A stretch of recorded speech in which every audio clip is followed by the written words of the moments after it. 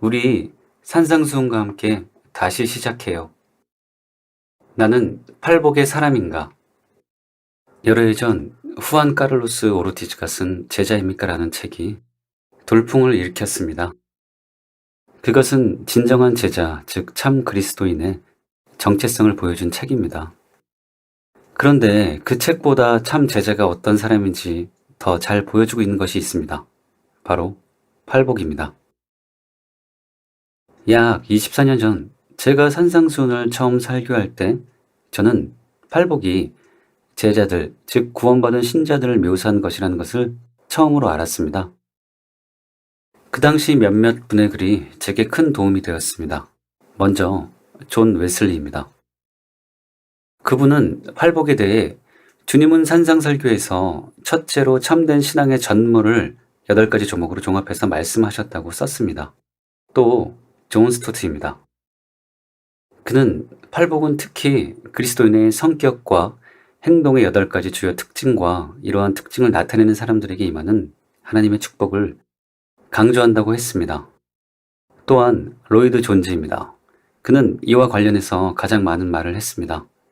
그는 팔복은 기독교인의 본질적 성격을 서술한 것이고, 팔복은 기독교인의 기본과 면모와 특징이고, 팔복을 모두 한 군데 모으면 기독교인의 윤곽이 잡히게 되어 있고, 팔복은 하나의 합성인물로 묘사한 것인데 그것이 바로 기독교인이라고 했습니다. 그는 또 팔복이 일부 그리스도인들의 성격을 묘사한 것이 아니라는 중요한 지적을 했습니다. 존 스토트 역시 같은 주장을 했습니다. 이러한 특징을 나타내는 집단은 평범한 그리스도인들과 동떨어진 영적 귀족 사회인 엘리트 집단이 아니다. 그와 반대로 팔복은 모든 그리스도인이 어떠한 사람이 되어야만 하는가를 그리스도께서 친히 상세히 설명해 주시는 것이다. 이러한 모든 특성이 그를 따르는 모든 사람들의 특성이다. 또한 로이드 존즈는 모든 진정한 그리스도인들에게 팔복이 전부 나타난다고 했습니다. 모든 기독교인은 이런 특징을 모두 나타내야 합니다. 이 특징은 모든 기독교인들을 위한 것이므로 필연적으로 모든 기독교인들은 이런 특징을 나타내야 합니다. 다시 말하면 어떤 사람은 이런 특징을, 또 어떤 사람은 저런 특징을 나타내야 하는 것이 아닙니다. 어떤 사람은 심령이 가난하게 되어 있고, 또 어떤 사람은 애통하게 되어 있고, 또 어떤 사람은 화평케 하게 되어 있다는 말은 가당찮은 말입니다. 그렇습니다. 기독교인이라면 누구나 이 모든 특징을 동시에 나타나게 되어 있습니다. 어떤 기독교인에게 어느 특징이 다른 특징보다 더 두드러지게 나타날 수도 있습니다. 그러나 그렇게 되어 있기 때문에 그런 것은 아닙니다. 아직 우리 속에 남아있는 불완전성 때문인 것입니다. 기독교인들이 마침내 완성에 이를 때에는 이 모든 특징들을 완전하게 나타낼 것입니다.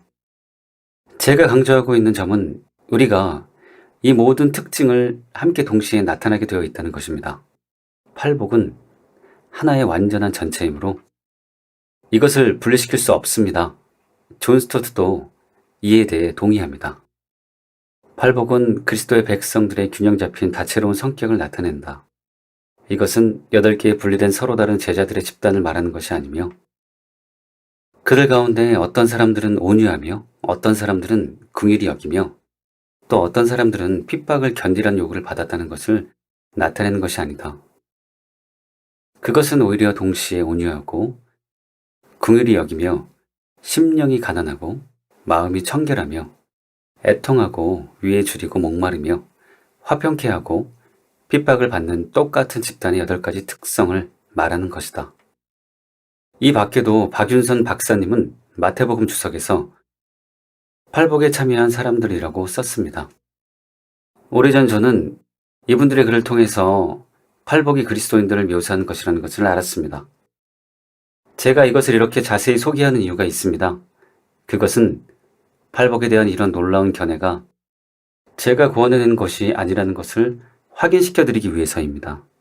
이것은 저 개인의 독선적이고 이상한 주장이 아닙니다. 안심하고 받아들일 수 있는, 신뢰할 수 있는 해석입니다. 한편 팔복이 이런 것이라는 것은 많은 이들에게 엄청난 충격입니다.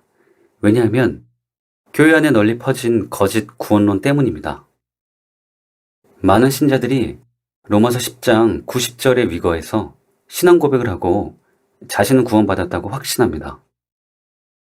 그들은 고린도전서 12장 3절에 성령으로 아니하고는 누구든지 예수를 주시라 할 수 없느니라는 말씀을 읽으면서 위로를 받습니다. 그런 그들에게 팔복이 구원받은 자에 대한 묘사라는 것은 엄청난 충격이 아닐 수가 없습니다. 그것은 마치 이기는 자가 가는 나라라는 설교를 처음 들었을 때와 같은 충격일 것입니다. 왜냐하면 구원 여부에 대해 당신은 이기는 자인가와 같은 또 다른 질문, 당신은 팔복의 사람인가라는 질문을 필연적으로 낳기 때문입니다. 로이드 존즈는 이 점을 정확히 간파했습니다. 이것이 매우 중요하다는 것을 알았습니다. 그래서 그는 산상수훈을 강의하면서 3번이나 다음과 같이 썼습니다. 팔복에 대한 설명은 분명히 성경이 어느 것보다도 더 분명히 기독교인과 비기독교인과의 사이에 근본적이며 절대적인 차이를 나타낸다고 하겠습니다. 이것은 정작 우리의 관심사가 되어야 할 것입니다. 그리고 제가 산상설교를 고려해보는 일이 무엇보다 중요하다고 말씀드리는 이유도 이 때문입니다. 이것은 단순히 어떤 사람의 행실을 서술하는 것이 아닙니다. 사실상의 핵심은 기독교인과 비기독교인과의 이 같은 차이점에 있는 것입니다. 신약 성경은 이 점을 절대 기본적이며 근본적인 것으로 간주하고 있습니다. 그리고 제가 현대의 여러 가지 사태를 관망해 볼 때 교회에 가장 필요한 것은 본질적 차이에 대한 이해입니다. 이 같은 이해가 무디어져 있습니다. 즉, 세상이 교회 안으로 들어오므로 교회는 세속화되었습니다. 한계가 분명치 않아졌습니다. 팔복의 말씀에서 기독교인에 대한 일반적 서술을 살펴보았습니다. 기독교인은 비기독교인과 본질상 얼마나 다른가를 아셨습니까? 그러므로 우리가 자문해 보아야 할 것들은 이것입니다. 우리는 천국에 소속되어 있는가? 우리는 그리스도의 통치를 받고 있는가? 예수님은 우리의 왕이요, 주가 되시는가? 우리는 매일의 생활에서 이런 자질들을 나타내고 있는가? 이렇게 하는 것이 우리의 소망이 되고 있는가? 우리가 이렇게 되도록 작정되어 있다는 사실을 알고 있는가? 우리는 참으로 복된 자인가? 우리는 행복한가? 우리는 가득 채워졌는가? 우리는 평화를 얻었는가 하는 것입니다. 저는 서론에서 우리의 상태는 어떠합니까? 라고 여러분들께 질문을 던졌습니다. 우리의 상태는 어떠합니까? 라는 질문은 간단한 질문입니다. 팔복에 대한 우리의 즉각적 반응에 따라 우리가 어떤 사람인가가 정확히 판별될 것입니다. 이것을 적극적으로 표현해 보면 기독교인이라고 주장하는 사람에게서 우리가 찾아내야 할 것은 팔복의 증거가 그에게 있는가 하는 것입니다.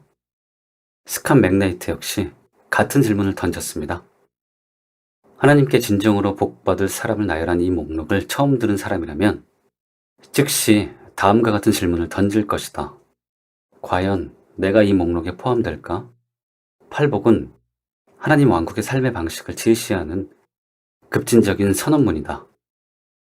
왜냐하면 예수님은 누가 그 왕국의 백성이고 누가 아닌지 드러내고 있기 때문이다. 이제 팔복이 단지 윤리적인 교훈이 아니라 그리스도인의 특성을 묘사한 것이라는 것을 깨닫는 것이 얼마나 사활적으로 중요한지 아시겠지요? 사랑하는 성도 여러분, 팔복은 다음과 같은 질문들을 필연적으로 이야기시킵니다. 나는 과연 팔복의 사람인가? 팔복이 과연 나의 마음과 삶의 특징인가? 즉, 나는 마음이 가난한가? 나는 죄 때문에 애통하는 자인가? 나의 마음은 온유한가? 나는 위에 줄이고 목이 마른가? 나는 긍휼히 여기는 자인가? 내 마음은 청결한가? 나는 화평케 하는 자인가? 나는 위를 위해 핍박을 받는 자인가? 이것은 모두 사활적으로 중요한 질문입니다. 그리고 가장 중요한 질문입니다. 그러므로 지금 이 질문을 자신에게 해보시기 바랍니다. 그리고 자신이 진짜인지 가짜인지 정확히 깨닫게 되시기를 바랍니다. 저는 24년 전에 팔복이 그리스도인의 초상화라는 것을 알았습니다. 그때부터 이것을 계속 강조해 왔습니다. 그러나 솔직히 말해서 그것이 가능한 해석 중에 하나인 줄 알았습니다. 그 해석이 유익하니 괜찮다고만 생각했습니다. 저는 예수님이 말한 팔복이 실제로 정확히 그런 의미라는 것을 깨닫지 못했습니다. 그렇게 지내오다가 양영희 교수님의 마태복음 어떻게 읽을 것인가를 비롯해서 산상수훈에 대한 세계적인 학자들의 책들을 읽고 그것이 가능한 해석이 아니라 팔복의 의미 그 자체임을 알았습니다. 우리가 이것을 깨닫는 것은 매우 중요합니다. 왜냐하면 엄청난 차이를 만들기 때문입니다. 바로 선택과 필수의 차이입니다. 이런 깨달음은 막연히 팔복의 사람이 되어야지 했던 우리를 필사적이 되게 합니다. 팔복의 가치와 중요성을 절대적으로 끌어올리기 때문입니다.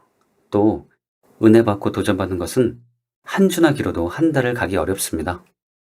그러나 팔복이 곧 그리스도인의 초상화라는 것을 철두철미한 검증을 통해 배우고 확신하게 되면 그 말씀이 평생 우리를 놓아주지 않습니다. 평생 그 말씀에 붙잡혀 나는 팔복의 사람이 되어야 해라는 마음을 갖고 살게 됩니다. 그래서 진짜가 될 확률이 수직 상승합니다. 너무너무 중요하지요. 그래서 저는 팔복이 그리스도인을 묘사한 것이 맞는가에 대해서 더 철저하게 확증하고 검증해 드리길 원합니다. 감사하게도 이에 대한 증거는 매우 많고 게다가 결정적입니다. 첫째, 마태복음의 문맥. 산상수훈은 팔복으로 시작되고 그 첫 번째 복은 심령의 가난입니다. 그러나 팔복을 제대로 이해하려면 심령의 가난부터 시작하면 안 됩니다. 즉, 산상수훈 연구를 팔복으로부터 시작하면 안 됩니다. 왜냐하면 산상수훈은 독립적인 것이 아니라 마태복음의 일부이기 때문입니다. 산상수훈 연구는 마태복음 5장 3절이 아니라 마태복음 4장 17절에서 시작해야 합니다. 이때부터 예수께서 비로소 전파하여 이르시되 회개하라 천국이 가까이 왔느니라 하시더라. 이것이 산상수훈, 특히 팔복을 이해하는 키가 되는 구절입니다. 스칸 맥나이트는 이 구절이 산상수훈 전체를 떠받드는 주춧돌이며 예수님의 말씀 전체를 밀고 나가는 동력이라고 했습니다. 저도 그 말에 동의합니다. 세례 요한이 옥에 갇힌 후에 비로소 예수님이 회개하라 천국이 가까이 왔느니라고 외치기 시작하셨습니다. 많은 이들이 이 외침을 외면했습니다. 그러나 가난하고 억눌린 자들 중 일부가 회개하고 전국복음을 받아들였습니다. 그들이 바로 마태복음 5장 1절에 나오는 제자들입니다. 예수께서 무리를 보시고 산에 올라가 앉으시니 제자들이 나아온지라. 그들은 예수님이 약속하신 천국을 얻었습니다. 그래서 예수님이 팔복의 첫 번째와 마지막 복에서 그들에 대해 이렇게 선언하고 계신 것입니다. 심령이 가난한 자는 복이 있나니 천국이 그들의 것임이요. 위를 위하여 박해를 받는 자는 복이 있나니 천국이 그들의 것임이라. 여기서 우리가 바르게 정립하고 넘어가야 할 것이 있습니다. 팔복을 지켜서 구원을 받는 것이 아닙니다. 참으로 회개한 자들이 팔복의 사람이 되는 것입니다. 아무튼 회개하고 구원받은 사람은 팔복의 사람이 됩니다. 그러니 팔복이 구원받은 사람을 묘사한 것이 맞습니까? 안 맞습니까? 맞지요. 한편 이것은 왜 교회 안에 팔복의 사람이 이렇게 적은가? 그 이유를 알게 해줍니다. 왜 많은 이들이 자신이 예수 믿고 구원받았다고 생각하는데 팔복의 사람들이 아닐까요? 단도직입적으로 말해서 왜 많은 이들이 가짜일까요? 그것은 바로 설교자들이 회개를 외치지 않았기 때문입니다. 그래서 회중들이 믿는다고 하지만 회개를 하지 않기 때문입니다. 성경을 잘 보십시오. 세례 요한은 먼저 회개를 외쳤습니다. 회개하라 천국이 가까이 왔느니라 하였으니. 예수님도 먼저 회개를 외치셨습니다. 이때부터 예수께서 비로소 전파하여 이르시되 회개하라 천국이 가까이 왔느니라 하시더라. 또 베드로와 12사도도 회개를 외쳤습니다. 12제자를 부르사 둘씩 보내시며 제자들이 나가서 회개하라 전파하고 그들이 이 말을 듣고 마음에 찔려 베드로와 다른 사도들에게 물어 이르되 형제들아 우리가 어찌할꼬 하거늘 베드로가 가로되 너희가 회개하여 각각 예수 그리스도의 이름으로 세례를 받고 죄 사함을 받으라 그리하면 성령의 선물을 받으리니 그러므로 너희가 회개하고 돌이켜 너희 죄 없이 함을 받으라 이같이 하면 새롭게 되는 날이 주 앞으로부터 이를 것이요 또한 사도 바울도 회개를 외쳤습니다. 알지 못하던 시대에는 하나님이 관가하셨거니와 이제는 어디든지 사람에게 다 명하사 회개하라 하셨으니 이는 정하신 사람으로 하여금 천하를 공의로 심판할 날을 작정하시고 이에 그를 죽은 자 가운데서 살리신 것으로 모든 사람에게 믿을 만한 증거를 주셨음이니라 하니라. 아그라빠 왕이여 그러므로 하늘에서 보이신 것을 내가 거스르지 아니하고 먼저 다메섹과 예루살렘에 있는 사람과 유대의 온 땅과 이방인에게까지 회개하고 하나님께로 돌아와서 회개에 합당한 일을 하라 전함으로. 그런데 요즘 회개를 강력하게 외치는 설교자가 몇이나 됩니까? 거의 없지 않습니까?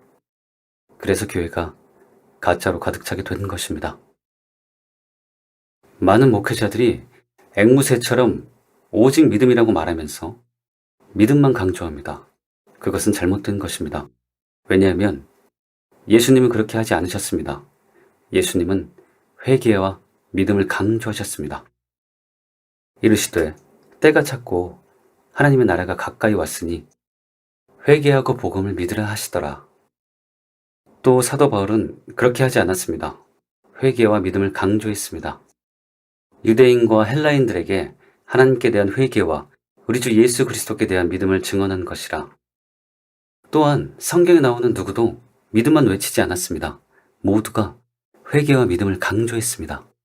그것을 어떻게 아느냐고요? 그 증거가 바로 다음 구절입니다. 그러므로 우리가 그리스도의 도의 초보를 버리고 죽은 행실 회개함과 하나님께 대한 신앙과 세례들과 안수와 죽은 자의 부활과 영원한 심판에 관한 교훈의 털을 다시 닦지 말고 완전한 대로 나아갈지니라. 그리스도의 도의 초보라는 말이 보여주듯이 회개와 믿음은 초대교회의 가장 기본적인 교리였습니다. 그래서 다른 번역본들은 이 부분을 이렇게 번역했습니다. 공동 번역. 그러므로 우리는 그리스도교의 초보적 교리를 넘어서서 성숙한 경지로 나아갑시다. 새 번역. 그러므로 우리는 그리스도교의 초보적 교리를 제쳐놓고서 성숙한 경지로 나아갑시다. 그러므로 이 구절은 초대교회의 모든 설교자들이 회개와 믿음을 외쳤다는 명백한 증거입니다. 따라서 종교계의 슬로건인 오직 믿음을 외치고 정통인 채에도 회개하라고 외치지 않는 설교자는 진짜 정통이 아닙니다. 그리고 설사 인격이 훌륭하다 해도 참종이 아닙니다. 그는 맹인이 되어 맹인을 인도하는 자일 뿐입니다. 그러니 생각해 보십시오. 산상수훈을 배울 때 가장 먼저 알아야 할 것이 무엇일까요? 팔복에 나오는 심령의 가난이 아닙니다. 회개의 절대적인 필요성입니다. 즉, 내가 회개해야 한다는 것을 깨닫고 실제로 회개하는 것입니다. 예수를 믿는다고 자동적으로 팔복의 사람이 되는 것이 아닙니다. 회개해야 팔복의 사람이 됩니다. 회개를 않고 팔복의 사람이 될 수는 없습니다. 그러므로 팔복으로 자기를 살펴보아야 합니다. 누구든 팔복의 사람이 아니라면 참 회개를 안 한 것입니다. 그러므로 회개해야 합니다. 또한 복음을 믿고 받아들여야 합니다. 마가복음 1장 15절에 위거해 볼 때 팔복의 사람은 단지 회개만 한 사람이 아니라 복음을 믿은 자들이기 때문입니다. 이르시되 때가 찼고 하나님의 나라가 가까이 왔으니 회개하고 복음을 믿으라 하시더라. 그런데 이 구절에 나오는 복음은 예수님이 전한 천국 복음입니다. 예수께서 온 갈릴리에 두루 다니사 그들의 회당에서 가르치시며 천국 복음을 전파하시며 백성 중의 모든 병과 모든 약한 것을 고치시니 예수께서 모든 도시와 마을에 두루 다니사 그들의 회당에서 가르치시며 천국 복음을 전파하시며 모든 병과 모든 약한 것을 고치시느니라. 천국 복음은 회개를 강력히 촉구하는 복음입니다.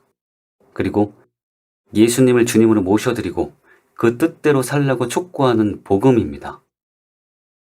그러므로 우리는 모두 회개할 뿐 아니라 예수님을 주님으로 모셔드리고 복종하는 삶을 살기로 결단해야 합니다. 그런데 천국 복음에 대해 오늘날 너무나 많은 목회자와 신자들이 오해하고 있습니다. 이것을 마치 과도기적인 복음인 것처럼 오해합니다. 십자가와 부활 사건 이후 바울이 로마서를 쓴 후로는 칭의의 복음이 천국 복음을 대신한다는 근거도 없는 막연한 착각을 하고 있습니다. 회개에 대한 언급이 전혀 없는 이신칭이라는 표현이 이런 착각을 더 부채질합니다. 이것은 미혹입니다. 절대 그렇지가 않습니다. 천국 복음은 폐해지지 않았고 폐해질 수도 없습니다. 생각해 보십시오. 본문 5장 17절에서 20절에 비하면 율법도 폐해지지 않습니다. 그런데 예수님이 전한 천국 복음이 폐해질 수 있겠습니까? 또 히브리서 기자는 예수님의 말씀을 최종적인 것으로 여겼습니다. 또 그는 예수님이 전한 복음과 진리를 구약의 율법보다 더 권위 있는 것으로 여겼습니다. 그리고 예수님은 모든 족속에게 복음이 전파되는 그날까지 천국 복음을 포함한 예수님의 모든 가르침이 유효할 것으로 보셨습니다. 심지어 예수님은 직접적으로 이렇게 선언하셨습니다. 이 천국 복음이 모든 민족에게 증언하기 위하여 온 세상에 전파되리니 그제야 끝이 오리라. 그러므로 예수님이 말씀한 대로 세상 끝날까지 천국 복음은 절대 폐해지지 않습니다. 그 이유는 바울이 전한 복음은 천국 복음과 다른 복음이 아니라 천국 복음을 더 구체화한 것일 뿐이기 때문입니다. 즉, 칭의의 복음의 시작이 천국 복음이고 천국 복음의 완성이 칭의의 복음입니다. 둘은 결국 하나입니다. 그래서 예수님이 칭의의 복음이 아닌 천국 복음이 세상 끝날까지 모든 민족에게 전파된다고 하신 것입니다. 사랑하는 여러분, 예수님이 전한 복음과 바울이 전한 복음은 서로 모순이 되지 않습니다. 일치하고 조화를 이룹니다. 때문에 김세현 교수님은 칭의와 성화라는 탁월한 책에서 이렇게 썼습니다. 우리는 바울의 칭의의 복음이 볼트만과 융엘이 생각했던 식의 단순한 차원을 넘어 훨씬 더 깊은 차원에서 예수님의 하나님 나라의 복음에 상응한다는 것을 살펴보려고 합니다. 정확히 말하면 바울의 칭의의 복음은 예수님이 하나님 나라의 복음의 구원론적인 표현입니다. 이것이 우리가 논증할 명제입니다. 바꿔 말하면 바울의 칭의론을 예수님의 하나님 나라 복음의 틀로 이해해야 왜곡함 없이 올바로 이해할 수 있다는 것입니다. 지금까지 개신교 전통에서는 바울의 칭의의 복음을 예수님의 하나님 나라 복음과 무관하게 해석하다 보니 칭의의 의미를 편향적으로 또는 왜곡해서 이해했습니다. 그 결과 칭의론은 위인으로서의 삶이 없으면서도 위인으로 자처하는 사람들을 양산하는 교리, 심지어 위인으로서의 삶을 방해하는 교리로 전락해버렸습니다. 그래서 대다수 개신교인들은 믿음을 윤리와 분리해서 이해하고 윤리는 없어도 믿음만 있으면 자신들이 최후 심판 때 하나님의 진노로부터 구원을 받을 것이라고 생각합니다. 이것이 오늘날 한국교회의 비극의 가장 근본 원인입니다. 이를 극복하기 위해서는 바울의 칭의의 복음을 예수님의 하나님 나라 복음의 구원론적 표현으로 올바로 이해하는 것이 중요합니다. 너무너무 중요한 지적입니다. 그러나 지금 제가 자세히 설명할 마음은 없습니다. 자세히 알고 싶은 분들은 그 책 93에서 194페이지를 읽어보시기 바랍니다. 지금은 간단하고 쉽게 성령께서 제게 가르쳐 주신 것을 설명하는 것으로 그것을 대신하겠습니다. 예수님이 천국 복음을 전하실 때는 십자가와 부활 사건 이전이었습니다. 그래서 천국 복음을 전할 때 복음의 내용을 자세하게 말씀하지 않으셨습니다. 다음 성구가 그 증거입니다. 내가 아직도 너희에게 이를 것이 많으나 지금은 너희가 감당하지 못하리라. 예수님이 이때 다 말씀하지 않은 이유는 예수님이 몰라서가 아닙니다. 사도들이 감당할 수가 없었기 때문입니다. 그러면 제자들이 감당할 수 없었던 진리는 과연 무엇일까요? 그것은 바로 십자가의 죽음과 부활에 대한 것이었습니다. 이때부터 예수 그리스도께서 자기가 예루살렘에 올라가 장로들과 대제사장들과 서기관들에게 많은 고난을 받고 죽임을 당하고 제3일에 살아나야 할 것을 제자들에게 비로소 나타내시니 베드로가 예수를 붙들고 항변하여 이르되 주여 그리 마옵소서 이 일이 결코 주께 미치지 아니하리이다. 그것을 떠나 갈릴리 가운데로 지날새 예수께서 아무에게도 알리고자 아니하시니 이는 제자들을 가르치시며 또 인자가 사람들의 손에 넘겨져 죽임을 당하고 죽은 지 3일 만에 살아나리라는 것을 말씀하셨기 때문이더라. 그러나 제자들은 이 말씀을 깨닫지 못하고 묻기도 두려워하더라. 예수께서 12 제자를 데리고 이르시되 보라 우리가 예루살렘으로 올라가니 선지자들을 통하여 기록된 모든 것이 인자에게 응하리라. 인자가 이방인들에게 넘겨져 희롱을 당하고 능력을 당하고 침뱉음을 당하겠으며 그들은 채찍질하고 그를 죽일 것이나 그는 3일 만에 살아나리라 하시되 제자들이 이것을 하나도 깨닫지 못하였으니 그 말씀이 감춰져 있으므로 그들이 이르신 바를 알지 못하였더라. 이처럼 제자들은 예수님이 십자가의 죽음에 대해서 말하면 경기를 하고 손사래를 쳤습니다. 도무지 알아듣지를 못했습니다. 그런데 바울이 전한 칭의의 복음이 무엇입니까? 형제들아, 내가 너희에게 전한 복음을 너희에게 알게 하노니 이는 너희가 받은 것이요 또 그 가운데 선 것이라. 너희가 만일 내가 전한 그 말을 굳게 지키고 헛되이 믿지 아니하였으면 그로 말미암아 구원을 받으리라. 내가 받은 것을 먼저 너희에게 전하였노니 이는 성경대로 그리스도께서 우리 죄를 위하여 죽으시고 장사 지낸 바 되셨다가 성경대로 사흘 만에 다시 살아나시며 게바에게 보이시고 후에 12 제자에게와 그 후에 500여 형제에게 일시에 보이셨나니 그 중에 지금까지 대다수는 살아있고 어떤 사람들은 잠들었으며 그 후에 야고보에게 보이셨으며 그 후에 모든 사도에게와 맨 나중에 만삭되지 못하여 난 자와 같은 내게도 보이셨느니라. 이처럼 십자가와 부활의 도입니다. 십자가와 부활에서 칭의가 나오기 때문입니다. 그런데 제자들은 십자가의 죽음도 알아듣지 못합니다. 부활은 더 못 믿습니다. 그러니 어떻게 그들에게 십자가와 부활에 대한 칭의의 복음을 설명할 수 있겠습니까? 이제 왜 예수님이 지금은 제자들이 감당할 수 없다고 하셨는지, 그리고 칭의의 복음을 그때 설명하실 수 없었는지 이해가 되시지요. 예수님은 당시 십자가와 부활에서 비롯되는 위롭다함에 대해서 자세히 설명하는 것이 불가능했습니다. 그래서 부득이 단지 회개와 주님의 통치를 강조하는 천국 복음을 전하는 데서 그치신 것입니다. 그러나 감사하게도 예수님이 또 이렇게 말씀하셨습니다. 그러나 진리의 성령이 오시면 그가 너희를 모든 진리 가운데로 인도하시리니 그가 스스로 말하지 않고 오직 들은 것을 말하며 장래일을 너희에게 알리시리라. 그가 내 영광을 나타내리니 내 것을 가지고 너희에게 알리시겠습니다. 이것은 12 사도들에게 하신 말씀이지만 당연히 바울에게도 해당이 됩니다. 즉 제자들이 감당할 수 없어서 예수님이 말씀하지 못한 것을 오순절 이후 성령님께서 12 사도와 특히 바울에게 자세히 계시하고 가르쳐 주셨습니다. 그래서 십자가와 부활을 핵심으로 한, 즉 주님과 함께 십자가에 죽고 주님과 함께 부활함으로 죄에 대해서 죽고 성령에 의해 하나님에 대해 살아남으로 위롭다함을 받게 되는 칭의의 복음이 완성된 것입니다. 그러므로 천국 복음과 칭의의 복음은 서로 다른 것이 아닙니다. 같은 복음입니다. 서로 모순이 있을 수가 없습니다. 왜냐하면 천국 복음을 조금도 훼손하지 않고 전국 복음의 그 품 혹은 틀 안에서 복음의 내용을 더 구체화시키고 가득 채운 것이 칭의의 복음이기 때문입니다. 할렐루야.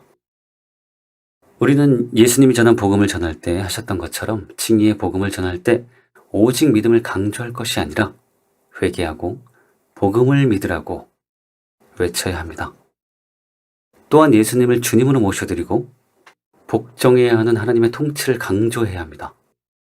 제자가 지불해야 할 대가도 마찬가지입니다. 왜냐하면 칭의의 복음은 전국 복음에서 무엇인가를 뺀 것이 아니라 오히려 더한 것이기 때문입니다. 즉, 전국 복음의 틀 안에서 더 자세히 그리고 가득 채운 것이 칭의의 복음이기 때문입니다. 할렐루야, 주님을 찬양합니다. 그런데 너무 애석하게도 교회들이 이 중요한 것을 놓쳤습니다. 그래서 심각하게 왜곡된 구원파적인 거짓 복음이 많은 교회들 안에 널리 퍼지게 된 것입니다. 따라서 저는 심각하고 진지하게 경고하지 않을 수가 없습니다. 속히 미혹에서 깨어나 구원파적인 거짓 복음에서 벗어나십시오. 회개의 절대적인 필요성을 강조하지 않는 복음은 예수님과 바울이 전한 복음이 아닙니다. 다른 복음입니다. 예수님을 주님으로 모셔드리고 순종하는 삶을 살지 않고도 믿고 시인만 하면 구원받는다는 것 역시 예수님과 바울이 전한 복음이 아닙니다. 다른 복음입니다. 사도 바울은 이렇게 경고했습니다. 그리스도의 은혜로 너희를 부르신 이를 이같이 속히 떠나 다른 복음을 따르는 것을 내가 이상하게 여기노라. 다른 복음은 없나니 다만 어떤 사람들이 너희를 교란하여 그리스도의 복음을 변하게 하려 함이라. 그러나 우리가 혹은 하늘로부터 온 천사라도 우리가 너희에게 전한 복음 외에 다른 복음을 전하면 저주를 받을지어다. 우리가 전에 말하였거니와 내가 지금 다시 말하노니 만일 누구든지 너희가 받은 것 외에 다른 복음을 전하면 저주를 받을지어다. 그러므로 목회자들은 두려워하는 마음으로 거짓 복음을 전파하여 수많은 영혼들을 멸망의 넓은 길로 인도한 죄를 회개해야 합니다. 그리고 신자들도 이 설교를 통해 정신을 차리고 자신과 배우자와 자녀와 부모 형제들의 영혼을 위해 앞으로는 절대 거짓 복음을 전하는 맹인 인도자들을 따르지 말아야 합니다. 2. 복의 개념. 팔복은 문자 그대로 8가지 복을 다루고 있습니다. 팔복에서 예수님은 심령이 가난한 자, 애통하는 자, 온유한 자, 위에 줄이고 목마른 자, 긍휼히 여기는 자, 마음이 청결한 자, 화평케 하는 자, 위를 위하여 박해를 받는 자가 복이 있다고 선언하셨습니다. 그런데 여기서 복은 어떤 의미일까요? 양영희 교수님은 복을 행복으로 이해했습니다. 팔복에서 계속 반복해서 사용되는 핵심 단어인 마카리오스는 70인역의 용법에 기초하고 있는 것으로 보이는데 70인역은 대개 히브리어의 아슈레를 번역하는데 이 단어를 사용하고 있다.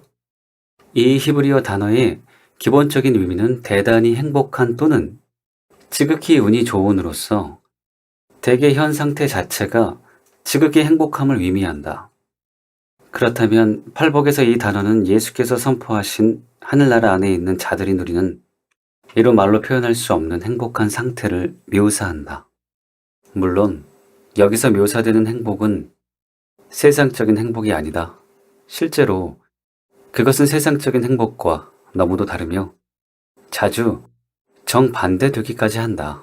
그것은 오로지 하나님의 통치를 누리는 자들만이 경험할 수 있는 참된 행복으로서 하나님께서 약속하신 구원의 성취를 누리는 자들이 경험하는 심오한 내적 기쁨을 의미한다. 로이드 존즈도 복을 행복으로 이해하고 이렇게 말했습니다. 행복이야말로 인류가 당면한 최대 문제라 하겠습니다. 온 세상이 행복을 휘구하고 있습니다. 그런데 사람들이 행복을 추구하는 데 쓰는 방법을 보노라면 비극입니다. 절대 다수가 불행을 불러오는 방법을 사용하고 있기 때문입니다. 어려움을 일시 피함으로 한순간만을 행복하게 만들어주는 것은 결국 불행과 문제를 더하게 할 뿐입니다. 이런 곳에 죄의 기만성은 스며듭니다. 죄가 항상 행복을 제공하는 것 같기는 해도 죄는 항상 불행하고 마침내는 비참함과 불운으로 인도합니다. 그러나 산상설교는 우리가 진실로 행복하기를 원한다면 여기에 그 방법이 있다고 말씀합니다. 물론 이 안에도 진리가 있습니다. 썬다싱의 말대로 마음에 천국이 있는 자들이 실제로 천국에 들어가기 때문입니다. 그러나 이 해석이 완전한 것은 아닙니다. 그래서 존 스토트는 이렇게 의의를 제기했습니다. 모든 그리스도인들은 체험을 통해서 거룩함과 행복 사이에 밀접한 관계가 있다는 것을 입증할 수 있다. 그렇지만 마카리우스를 행복이라고 번역한 것은 오해로 이끄는 것이다. 왜냐하면 예수님께서는 이러한 사람들에 대하여 객관적인 판단을 내리시는 데 반하여 행복은 주관적인 상태이기 때문이다. 그는 그들이 어떻게 행복을 느낄 수 있다고 말씀하는 것이 아니라 하나님께서 그들을 어떻게 생각하시며 또한 그것 때문에 그들이 어떠한 사람이라는 것, 즉 그들이 복이 있다는 것을 말씀하고 계신다. 참으로 정확한 지적이지요. 마이클 윌킨스도 동일한 이런 이의를 제기했습니다.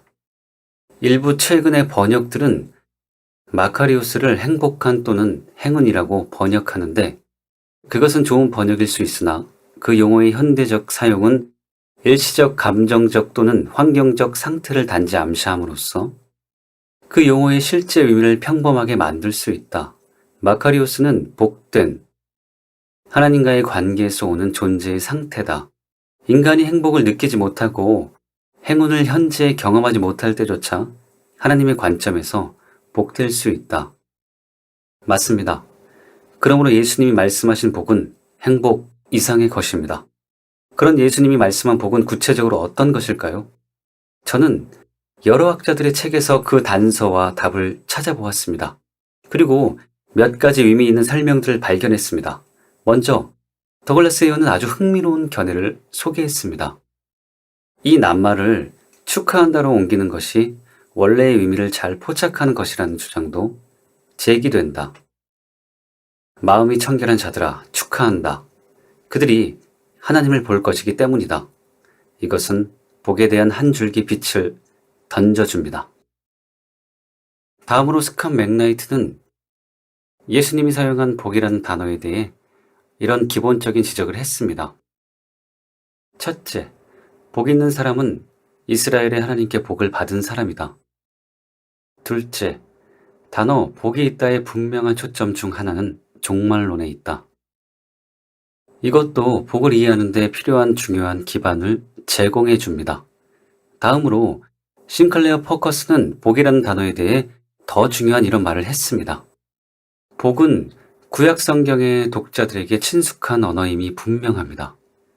그러면 복은 무슨 뜻일까요? 누가 복받은 사람일까요? 복과 복의 반대말인 저주는 하나님이 그의 택한 백성과 맺는 언약과 직접적으로 관련이 있는 낱말들입니다. 하나님의 약속에 따르면 하나님께 신실한 사람들은 생활 가운데서 복을 경험합니다. 하나님께 등을 돌린 사람들은 하나님의 저주와 심판을 받습니다. 무엇보다 헤르만 리델보스는 복이라는 단어에 대해 대담하고 구체적으로 구원을 가리키는 복이라고 했습니다. 속이 시원하지요? 이 모든 것을 종합해 볼 때 저는 데이비드 터너의 주장이 가장 매력 있고 옳다고 생각합니다. 팔복 혹은 지복은 누가 복이 있는지에 대한 선언과 이어서 왜 그들이 복이 있는지에 대한 약속이 뒤따른 것으로 구성되어 있다. 복이 있는 사람은 하나님의 호의와 인정을 받는 행복한 사람이다. 하지만 초점은 복 있는 사람의 주관적인 느낌이 아니라 예수님 안에서 하나님의 통치가 시작되었다는 객관적인 실체에 있다. 복 있는의 반대는 불행한이 아니라 저주받은이다. 팔복이라는 단어는 복 있는을 의미하는 라틴어 베아투스와 관련이 있다. 복 있는이라는 말은 하나님의 인정, 호의, 승인, 축하 등을 받는 것이다. 복 있는 것은 행복한 것을 훨씬 능가하는 것이다. 왜냐하면 행복이라는 말은 단지 주관적이고 뜻밖의 기쁨이라는 얄팍한 개념을 전달하는 것이지 하나님의 은혜를 받는다는 확신이 아니기 때문이다. 그러므로 팔복에 사용된 복이라는 단어는 단지 행복을 뜻하는 것이 아닙니다. 그것은 그들이 저주와 멸망을 받을 자가 아니라 현재적인 구원과 궁극적인 구원을 받을 자라는 하나님의 인정입니다. 이것이 팔복에 나오는 복의 참된 의미입니다. 앞에서 말했듯이 저는 학자들의 책에서 이런 복의 의미를 추적했습니다. 그러나 이것이 단지 학자들의 견해가 아닙니다. 예수님이 팔복을 말씀하실 때 실제로 위도하신 것입니다. 그 증거는 다음과 같습니다. 먼저 이미 설명해 드린 것처럼 회개하라. 천국이 가까웠느니라고 예수님이 전한 천국 복음을 듣고 구원받은 제자들에게 그들이 얼마나 복된 자들인지를 축하하면서 보여주는 것이 팔복입니다. 그러니 당연히 복은 구원을 의미할 수밖에 없습니다. 또한 그것을 우리는 예수님이 말씀하신 그들의 복된 이유를 통해서 확인할 수 있습니다. 팔복에서 예수님은 복이 있다고 선언하신 사람들에게 현재적인 천국은 물론 미래에 궁극적인 천국을 약속하셨습니다. 그래서 그들이 복이 있는 것입니다. 따라서 참으로 예수님이 말씀하신 복은 구원을 가리킵니다. 또한 그렇기 때문에 팔복은 구원받은 사람들의 특징을 묘사한 것이 맞습니다. 한편 너무 중요한 것이 있는데 팔복에는 예수님의 마음, 즉 관심의 초점이 나타나 있습니다. 사람들의 관심이 복이라면 예수님의 관심은 온통 영원 구원입니다. 그래서 팔복이 복이라고 하신 것입니다. 그러므로 우리도 세상적인 복이 아니라 복 중의 복인 구원에 관심을 집중해야 합니다. 그래서 자기의 구원을 이룰 뿐 아니라 다른 사람들의 구원을 위해 기도하고 그들을 구원하기 위해 힘써야 합니다. 셋째, 팔복의 구조. 팔복의 첫 번째 복과 여덟 번째 복은 인클루지오 구조입니다. 심령이 가난한 자는 복이 있나니 천국의 그들의 것이며 위를 위하여 박해를 받는 자는 복이 있나니 천국이 그들의 것임이라. 이 구조의 특성상 두 번째에서 일곱 번째 복된 약속된 것들도 천국에 대한 것임이 분명합니다. 대부분의 학자들이 이에 동의합니다. 그중 몇 가지만 소개하면 마이클 윌킨스는 이렇게 썼습니다. 첫 번째와 여덟 번째 복은 일종의 포괄문을 형성하는데 이는 인클로지오라 불리는 흔한 히브리 문학 양식의 또 다른 예증이다. 말하자면 첫 번째 복의 원인절이 마지막 복에서 반복된다. 천국이 그들의 것이며 현재 시제절의 반복은 팔복의 중요한 주제를 보여준다. 즉, 천국의 복은 현재 소유하고 있고 예수님의 사역에 반응하는 사람들 가운데 작용하고 있다. 싱클레어 퍼커슨도 이에 대해 이렇게 썼습니다. 처음과 끝에 나오는 복은 천국이 저희 것이며입니다. 4장에서 9절은 위로와 땅을 기업으로 받음과 배부름과 긍휼히 여김을 받음과 하나님을 범과 하나님의 아들이라 일컬음을 받음인데 예수님은 이 6가지의 특별한 복을 언급함으로써 천국이 저희 것이며라는 축복을 더 자세히 설명하고 예증해 줍니다. 또 양용희 교수님도 이에 대해 이렇게 썼습니다. 마지막 귀결절, 하늘나라가 그들의 것이기 때문이다는 첫째 귀결절을 정확하게 반복함으로써 팔복 전체를 동일한 구절로 감싸는 인클로지어 구조를 이룬다. 이 구조는 8개의 복이 모두 하늘나라가 그들의 것이다라는 사실을 다양한 측면에서 표현한 것이라는 점을 시사해 준다. 이처럼 팔복은 천국이 그 안에 있고 앞으로 천국 안으로 들어갈 사람들에 대한 묘사입니다. 그러므로 팔복이 제자, 즉 그리스도인을 묘사한 것이라는 견해는 성경적으로 매우 정확한 것입니다. 넷째, 학자들의 일치되는 해석. 저는 오래전 울산에서 산상수훈을 설교할 때 독서를 통해 팔복이 참 제자, 즉 그리스도인들에 대한 묘사라는 것을 알았습니다. 또 이번에 산상수훈을 설교하기 위해 산상수훈에 관한 책들을 읽는 과정에서 저는 제가 아는 것보다 훨씬 더 많은 학자들이 팔복을 그리스도인의 특성으로 보고 있다는 것을 발견했습니다. 그것 때문에 얼마나 기뻤는지 모릅니다. 그리고 제가 전하는 진리에 대해서 더욱 확신을 가지게 되었습니다. 그래서 여러분도 안심하고 따라오시리라고, 그리고 확인사살 차원에서 그중 몇 가지를 소개해드리고자 합니다. 먼저 싱클레어 퍼커스는 이렇게 말했습니다. 그리스도인들은 개성과 관심과 사회적 배경과 지적인 능력 등 모든 면에서 매우 다양합니다. 우리는 서로 너무 다릅니다. 그러나 신약 성경에 따르면 우리는 모두 한 가족에 속해 있고 그 가족의 기본 요소들을 지니고 있다고 합니다. 이 요소들은 산상수훈의 팔복에 일일이 나열되어 있습니다. 예수님은 우리가 어떤 품성을 지닌 사람이 되어야 하는지에 초점을 맞추어 말씀하신 것이 아닙니다. 오히려 예수님은 하나님 나라의 권능이 우리를 어떤 존재로 만드는지를 묘사하고 있는 것입니다. 예수님은 그의 택한 백성들이 이런 증거를 보여줄 것을 기대하고 계십니다. 또 아더 핑크는 이렇게 말했습니다. 팔복에서 주 예수께서는 그의 참된 제자를 구별할 수 있는 특징과 특권 혹은 그의 나라의 참된 종임을 나타내는 표시에 대해 설명하고 계신다. 그리고 김세윤 교수님은 이렇게 말했습니다. 그런 사람들이 하나님의 백성이며 곧 이루어질 하나님 나라에서 위로를 받을 자들이라는 것입니다. 이 8가지를 통해 하나님 백성의 공동체가 어떤 사람들로 구성되어 있는지를 구체적으로 이야기하고 있습니다. 그러므로 이 팔복의 말씀은 사실상 하나님의 백성의 정체성을 말하는 것이기도 합니다. 이것으로 충분하지요. 더 인용할 필요도 없겠지요. 팔복은 참으로 진정한 그리스도의 특성을 8가지로 열거한 것입니다. 그러므로 만일 여러분이 그리스도인이라면 반드시 이 8가지 특징을 나타내야 합니다. 누구든 그렇지 않은 자는 그리스도인이 아닙니다. 가짜입니다. 이제 팔복이 그리스도인을 묘사한 것이라는 것을 확실히 아셨을 것입니다. 또 그리스도인은 반드시 팔복의 사람이어야 한다는 것을 아셨을 것입니다. 그런데도 어떤 학자들은 팔복이 순종을 요구하는 명령법이 아니라 하나님의 은혜의 결과를 보여주는 직설법이라는 사실을 강조하므로 이를 완화 혹은 희석하려고 합니다. 즉, 팔복이 구원받은 사람의 특성이지 천국에 들어가기 위한 조건으로 명령된 것이 아니라는 것입니다. 예를 들어 데이비드 터너 교수는 이렇게 말했습니다. 복선언의 의미에 대해 2가지 대조적인 견해가 있다.